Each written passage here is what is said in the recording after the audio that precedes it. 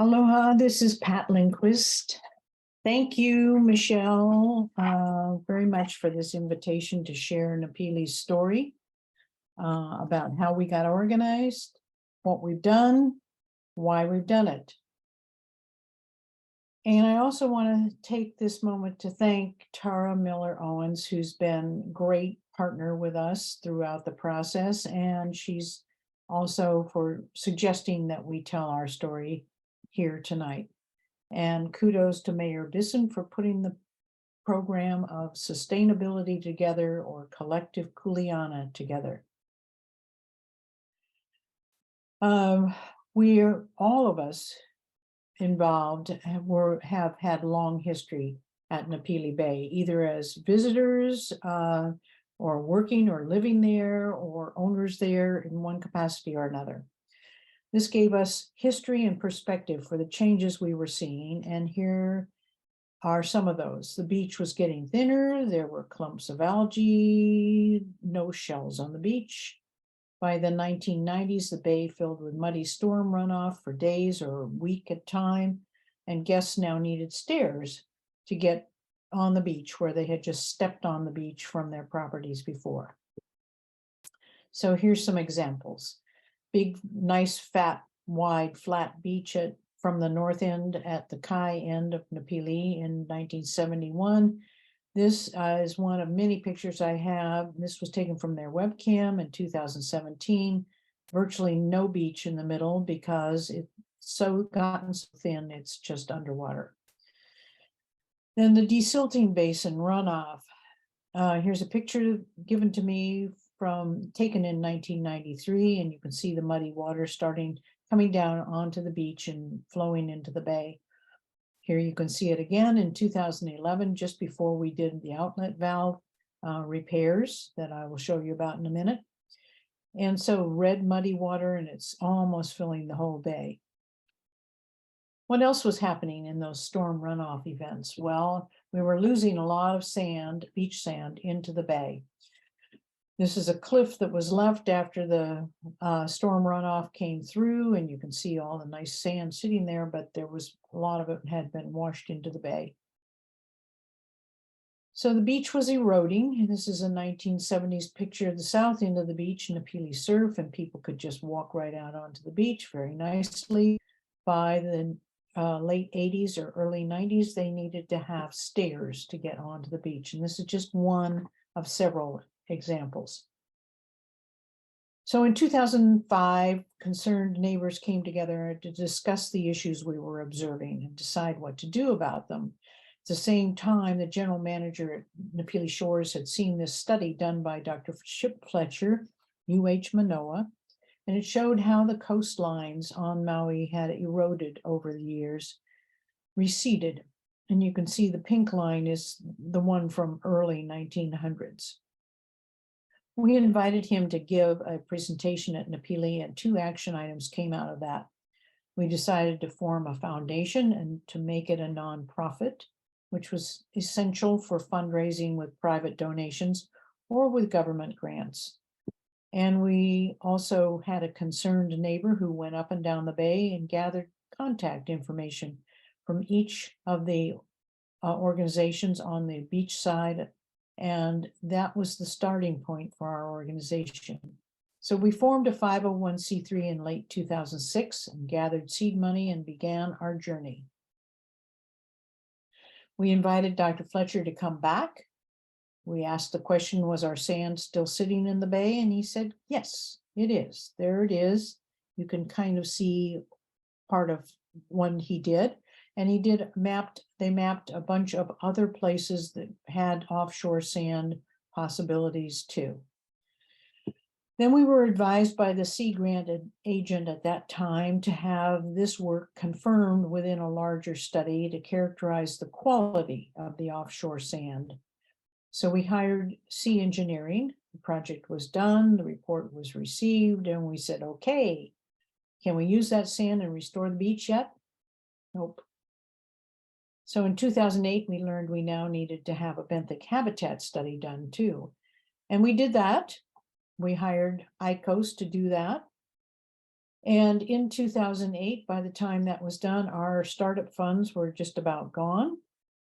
And the country dove into a deep recession at the end of 2008.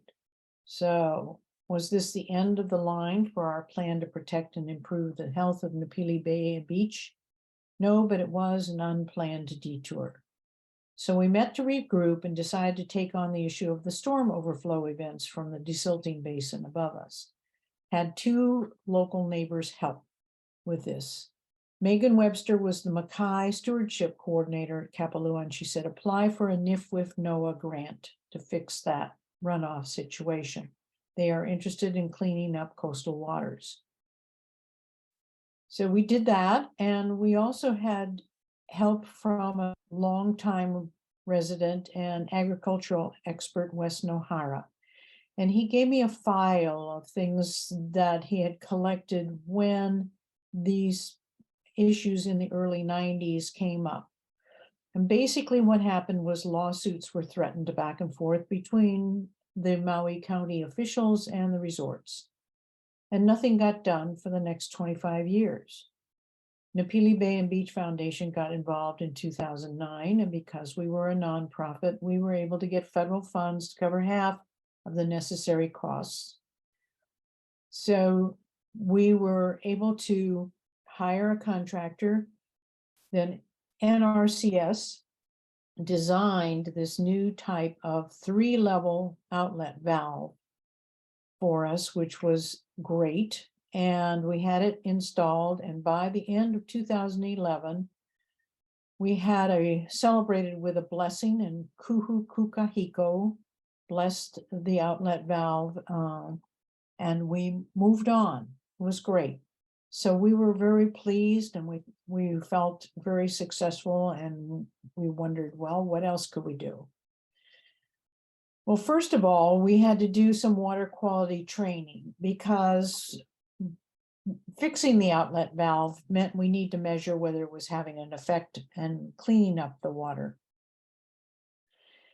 So we asked Robin Knox, shown here against the whiteboard, to do a class on how to use a turbidity meter that we purchased for this purpose. And Dana Reed took the class. This was in August of 2013, and went on with others to do the extensive documentation and quality assurance work needed to get citizen science program Hui o Kawai Ola certified with the State Department of Health. This has been a tremendous asset for Maui's shorelines, as a trained volunteer team is able to monitor coastal waters every 3 weeks. Here's some pictures of the first in-site field work, and collecting samples and then bringing them back to be assayed on shore, but be collected and documented where they came from and so forth. Then we wanted to know, could we get another grant to help clean up the bay waters? We applied again to NIFWIF NOAA and to Hawaii Community Foundation, and got funding to clean out the erosion-causing albizia trees and other invasive plants from the seasonal stream bed that empties from Napili 4-5 into the bay. So here's the before picture. It's a huge jungle, and the albizia trees are hidden in here somewhere, but it was a complete mess. And that's March 2014. It all got cleaned up that month. And then 9 months later, I took this picture, and you can see a fairly clean stream bed. We learned that you need to put funding in place for maintaining these nature-based solutions. Weeds keep growing, so that's something you need to have in place. The other lesson learned is you have no control over the adjoining properties, and this was a nice vacant lot that allowed the contractors to get in and clean that all out, but it was sold, it was developed, fenced off, and so it's been several years since we've been able to send anybody in there to do any maintenance.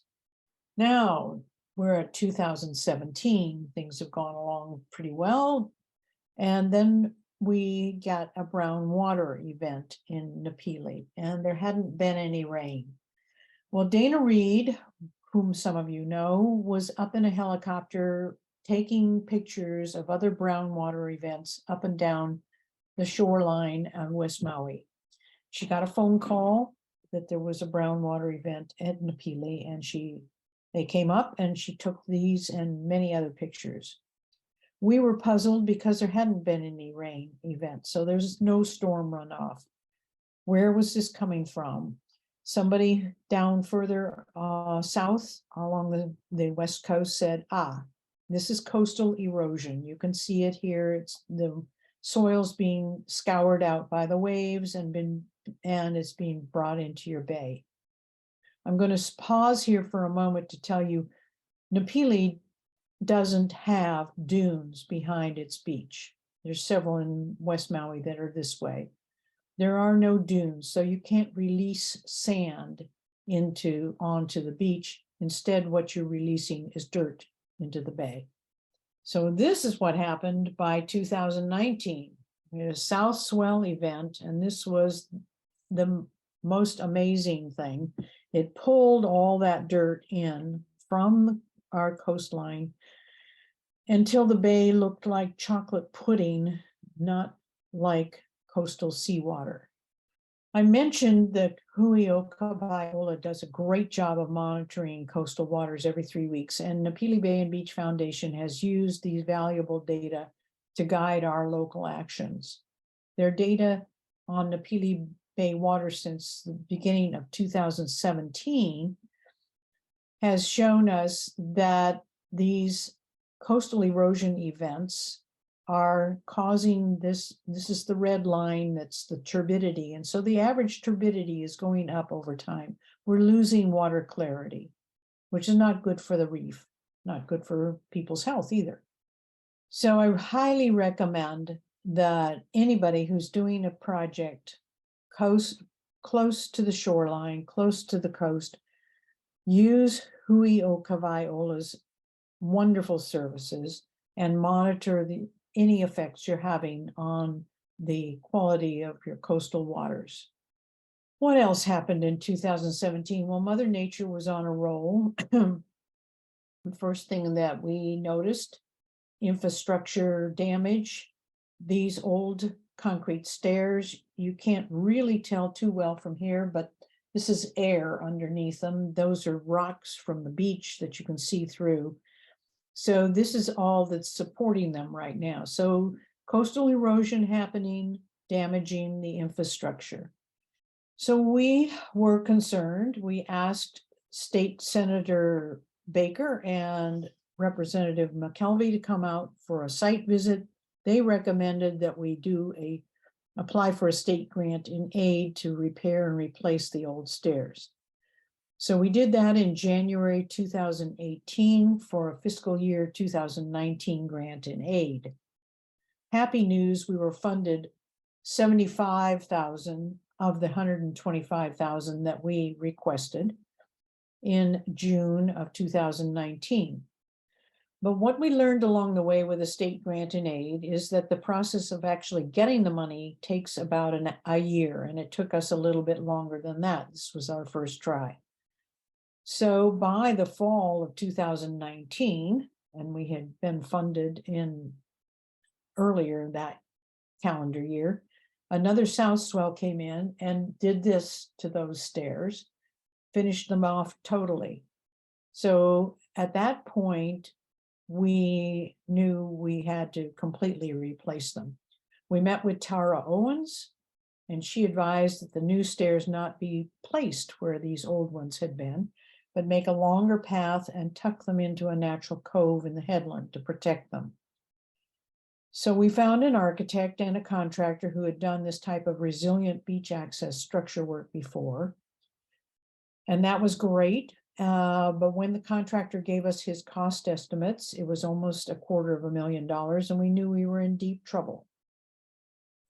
So now what? Well, a little help from friends. Tara and a Napili neighbor pointed us to Maui County grants, and this was the deal maker. But it took a combination of 3 of those grants from different county agencies, plus the state grant, plus private fundraising to pay for the finished product. So the good news is we got it done so that it was open to the public in the summer of 2022. The not so good news is that funding a project from multiple sources is a lot of extra project management work. Timing, tracking, managing costs and payments, and reporting to the agencies. So I don't necessarily recommend it. But here's the finished product. They're great. They're sturdy. They're well made. They have open Trex decking so that sand can ebb and flow. People are using them. All good. Then in 2017, because we are seeing infrastructure damage at this point, plus the muddying of the waters due to coastal erosion, we hired a coastal engineer to start to work with us to find some nature-based solutions to our coastal erosion, to restore our beach. And this is where we had started long ago. He recertified where there was beach sand, beach quality sand in the bay. He has also done 24/7 wave mechanism studies. He has also done a benthic habitat. He has also done shoreline surveys. So a lot of upfront work, and it all was able to be funded with donations, private donations and resort donations. But it came to a screeching halt at the end of Q1 2020 when COVID hit. So now we've had to be more creative about slowing down the process and doing the paperwork things and so forth. But the essential lesson learned here is we've had a great relationship with a very good contractor, and he has worked with us and done things creatively. So this is essential for riding out these ebbs and flows caused by external factors that you have no control over. So we have kept our big picture goals in mind all the way along. This is a sign we had made in 2011 when we started the outlet valve project. We wanted to prevent further erosion of the stream bank and the beach. We wanted to make sure we weren't putting muddy water and silty water and garbage into the bay. And we wanted to protect the reef with clean water. Today, we are picturing it this way. You need to have clean and clear water to have a healthy reef. You need to have a healthy beach to protect from coastal erosion. So that's clean and clear water again. So you build a healthy and vibrant reef, and you have a beach buffer that protects against coastal erosion. So it all works together, and you have to address all 3 factors with coordinated efforts. So let me show you some fun pictures. This is of our Napili Bay residents that we are working to have a healthy environment for. And you can see corals. We only have 5% coverage, but we do have corals and urchins. And if I can make it work, here's another nice coral head and a little reef fish poking his head out. This is a funny one. This was a pickup truck, mudslide into the beach in the late 60s. Mother Nature has come along all these years later and planted coral head here, and the reef fish are swimming around it. This was taken last summer. Who else enjoys it besides us people? Well, the green sea turtles find it, they come daily. Multiple turtles come daily to forage. And we have an occasional monk seal that hauls out on our nice sandy beach to rest while they're swimming up and down the coast. So we have critters who love Napili Bay and beach too. Here's the lessons learned. Keep the big picture goals in mind. Long haul, keep them in mind. You got to keep moving towards those. And get a team in place, because these are complex parallel process projects. Build your community team with respect for all. Early on, we decided not to hammer on a neighbor who had taken a non-nature-based action to protect their property. Those best practices in the 90s weren't what the best practices are now.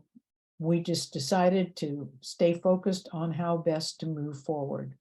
Accept opportunities to see and be seen, and participate in other organizations with similar goals. This helps you build a broad network, and that's very important. Stay open to new information and new understandings, and there's new stuff coming online all the time, new science. It's very helpful to keep in touch with that. Continue to get the word out to all stakeholders, often and effectively, in a nurturing marketing technique. Lessons learned in logistics. As soon as we started doing infrastructure work, we put a liability insurance policy in place, which we keep. And it is, in fact, also required for the state and county grants that we've received. Then with two big projects going in parallel, we needed to expand our ops team, and that's still a work in progress. For Napili Bay and Beach Foundation, our ops team is all volunteer, and the motivation is love of Napili Beach and Bay. We highly recommend a website that can handle the donations and send receipts needed and so forth. Ours is with Flipcause, and there are others. With complexity and big dollars involved, we also highly recommend a CPA with experience on doing taxes for nonprofit entities. We're now working on outreach, better outreach to Napili's residential community, and we hope to do talk story sessions in this regard later this spring. Last but not least, suit up for the long haul. In 2006, it'd be a massive understatement to say we had any idea what amount of time and effort lay ahead of us. But we were motivated, so off we went. In 2023, we know that we have spent approximately 17 years, 30,000 hours of volunteer time from professionals or retired professionals, which can modestly be estimated at more than $1.5 million worth of labor donated to date. So we committed upfront for generations, and this is a very nice quote from Dr. Noah Aluli, a physician and environmental activist. He was one of the Ka'olave Nine. He was also a member of the Aluli family, longtime owners of the Mauian Hotel on Napili Beach and current owners of Napili Village Hotel. His message resonated well with us. We aren't doing this for ourselves. We are doing it for a healthy Napili Beach and Bay for generations to come. So I want to say thank you, mahalo nui loa, to all of you for attending. I think these sessions will be very valuable. And questions and comments are welcome, and Jim Buca will answer those he can. And if you have any others he cannot answer, here's my email, our email address. You may email me and I will get back to you in the next week or so. So aloha to everyone. Thank you for your time.